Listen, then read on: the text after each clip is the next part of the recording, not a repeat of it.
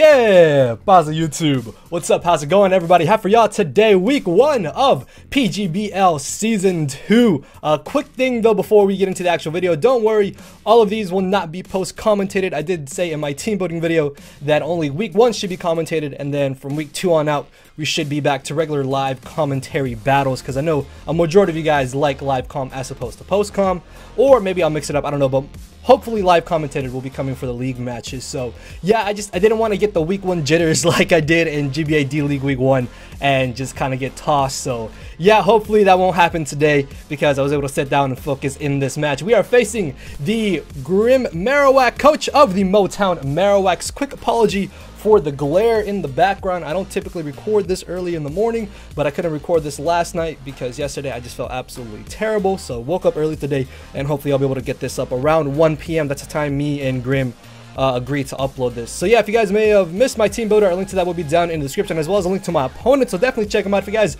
are excited for this, hit that like button down below and answer the common question of the day. Let's go ahead and take a look at this team preview. So first thing I noticed from the team preview was that he didn't actually end up bringing Piloswine. I really felt like Piloswine had a good matchup in this game, and I'm really happy that he didn't bring it because that is one less bulky thing that my team has to deal with. Also, he didn't bring Dragology or Vicable, which low-key could have been a bit of a nuisance to this build of the team. So not having to worry about either of those 3 mons is really good for me going into this match. However, though, Cresselia is still going to be a bulky nightmare to face, and I don't want to solely rely on Megahorn. And then Tapu Bulu, of course, is absurdly terrifying. And if it's banded, it's going to be really difficult for my team to switch into, but I should be able to play around it. If it's banded, if it's scarfed, it's a little bit more manageable than if it's like SD Z move. As long as he doesn't have substitute, we should be in a pretty good spot either way. So going into this match, I realized that Vaporeon was probably going to be my best lead, because even if he did lead off with the Bulu, I could switch directly into my bulky Infernape. But he actually ended up leading off with the Flygon, and not wanting to risk him possibly Dragon Dancing turn 1, I go straight for the Scald, and I get the burn on Cresselia. And you guys are probably thinking, oh, Leo, you got lucky and got a burn on Cresselia. No, that's actually really bad, because my game plan was the Toxic Cresselia. I have Toxic on 2 Pokemon on this team specifically for this Cresselia, and turn 1 I burn it. Now, it is kind of good that I'm able to nullify his leftovers, though. Like, yeah, that's gonna be really good because now he can't gain recovery every single turn, but my main focus was to Toxic it, and now that it's burned, if it's Calm Mind, it's gonna be really annoying to deal with. However, though, he's got leftovers instead of Cobra Berry, so that's kind of nice, which means my knockoff from my Sneasel won't be weakened, and as soon as I knock off the leftovers, and the burn won't be as bad. But Toxic would have been really nice, because if Cresselia stayed in for too many turns, eventually the Toxic damage would have started racking up on him over time, and that's where it really would have been better for me to Toxic him as opposed to burning him. So I bring in my Klefki as it reveals to have the Ice Beam, which has me kind of scared, because if he freezes me, then I have no way of getting rid of the burn. As he switches into the Flygon on my layer of spikes, I'm going to switch back into my Vaporeon, because realistically Vaporeon is my best answer to this Flygon. As he goes for the Earth Power, turns out that he's special, then he goes for the Toxic, which honestly I did not expect Toxic, although I did expect him to bring a more bulky variant of Flygon as opposed to a Dragon Dance variant, because I do have Sneasel in the back. But it was just that first turn where I was like, I can't risk this setting up if it has something like the Yachi Berry. But now that I know he's more bulky, I'm not too concerned about him, as he then reveals to have the Defog, and that actually kind of annoyed me, because getting up rocks and spikes in this match are going to be absolutely amazing to wear down his team. Yeah, the Flygon and the Cresselia and Pidgeot aren't affected by spikes, but still his other 3 members are affected by spikes, so getting off that residual damage on them is going to be excellent. As it turns out that he's got the red card after I burn him with my Scald here, which that burn was actually really nice, I'm not gonna lie. That burn is excellent, because now I can start getting chip damage every single turn on this Flygon. As it red cards me into my Deontay here, I'm just gonna Mega Evolve and be aggressive, because I really have no reason not to. Like, Mega Evolving here and going straight for the Moonblast was by far my best play. I'm pretty sure that he could have had Roost as his final move, but from his team builder, it turns out that he actually didn't have Roost. He had Flamethrower as his final move, so that's probably why he decided to sack off the Flygon there, thinking that maybe he didn't have too much use for it. Plus, he's already Toxic my Vaporeon, which is kind of bad, because my Vaporeon is my switch-in to this Entei, as well as a pseudo switch-in to the Mega Pidgeot in the back that he still has. And unfortunately, with me being Toxic, that's actually going to be a little bit scary, because he's going to be able to get that residual damage every single turn, and it's going to rack up every turn afterwards. So that's going to be really difficult to deal with. So that means my Vaporeon is now on a timer, and have to be very careful on how exactly I play it. As he brought in the Entei on my Deontay, I thought he was Scarf, which is why I switched right into my Vaporeon. As this turn on the Wish, he brings in the Tapu Bulu, and thanks to his grassy terrain, he does kind of cancel out this extra turn of toxic damage here, because I'm right back to where I originally was. So I will be able to switch out here and still kind of safely switch into the Entei, although Mega Pidgeot is kind of looking a little scary here. So thanks to the Wish that I was able to throw up in the air, depending on whatever move he went for, I should have been able to easily live the hit and then gain back all my HP on my Infernape. So I really wasn't too concerned of what this Bulu wanted to go for, but it turns out that he's got the Substitute, and that is actually very scary. So I have to be aggressive here.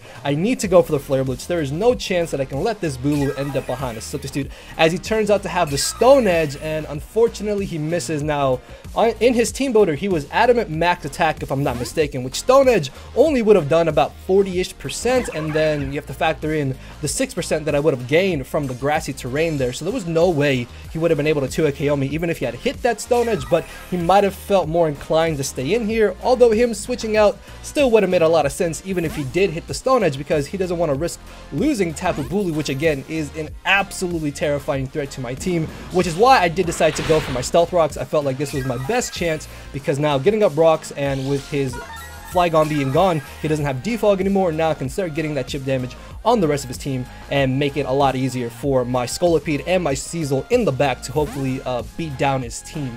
So I ended up switching here into my Klefki, expecting him to go for the Sacred Sword and wanting to see if he was either Specs or Scarf.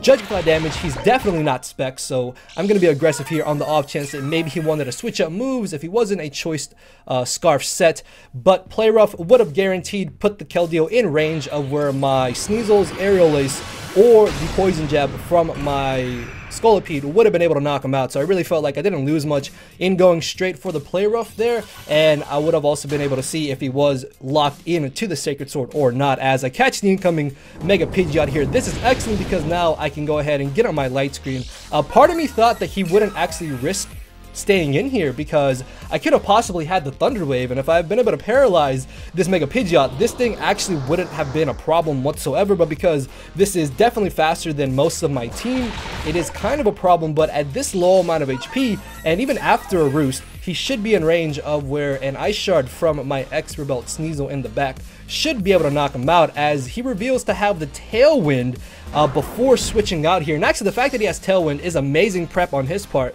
because if I had brought in my Scolipede to protect as he went for the Tailwind, he still would have been faster than me, because his speed would have been doubled, as where my speed only would have been at +1, and then he would have been able to knock me out with the Hurricane. So that's some really cool prep on Grimm's part there, as I believe I take this chance just to get up a layer of spikes on the off chance that he did want to try and just sack off his Pidgeot, because I would have been able to get up that spike to get that residual damage on the Keldeo, Entei, and the Tapu Bulu, putting them closer into range of, again, my Sneasel and my Scolipede in the back. As I'm going to speed up this little portion here, because it's really kind of the slowest part of the battle. My only real switch into this Entei is my Vaporeon. As you can see, Vaporeon is a very important member in this battle, because as I mentioned in my team builder, it's kind of like the glue that holds my team together. It's the perfect pivot mon to just about anything that he has, and with that Pidgeot now dropping down to Stealth Rocks, I no longer have to worry about it. So that alone is absolutely amazing, as he reveals to not be Choice Scarf, which honestly I thought he was Choice Scarf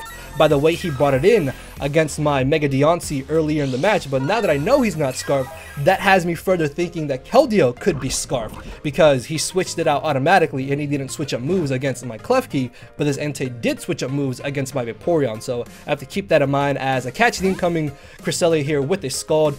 I don't really want to stay in here because Toxic is really starting to rack up on me, and I need to switch out here, so I'm making an aggressive play, go directly into my Sneasel, as he actually ends up going for the Psychic, and this is absolutely amazing because at the range of HP that he is at, even though I am expert belted, I do have a slight chance to knock out Cresselia, but of course Cresselia is just way too bulky, and it lives on like 1 or 2% there, and he's going to be able to get off the Moonlight. At the same time though, I'm very positive that he doesn't have a move to hit my Sneasel with because he's revealed Psychic, Ice Beam, and Moonlight. His final move could very well be something like Toxic or Calm Mind, so I'm just going to be aggressive here and keep spamming knockoff until eventually I either weaken him, run his Moonlights out, or he knocks me out.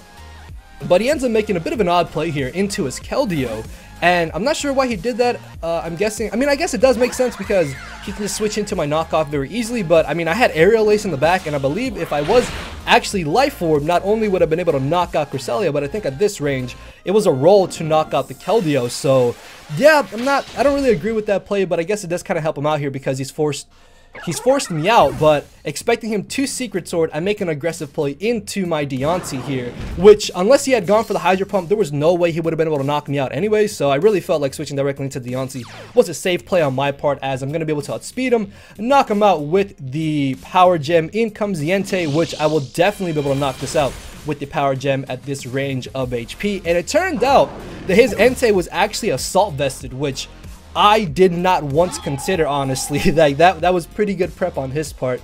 So down goes the Entei, in comes the Cresselia. I'm gonna go straight for the Moonblast, just hoping to maybe knock him out, but no. Again, Cresselia would just not go down, and then he doesn't even give me the satisfaction of actually knocking out Cresselia. He instead decides to Lunar Dance and rob me of the feeling of finally being able to knock out a Cresselia. So he actually goes for the Lunar Dance, passing it off to his Mega Pidgeot, and honestly, Lunar Dance did not once cross my mind until this turn that he went for it.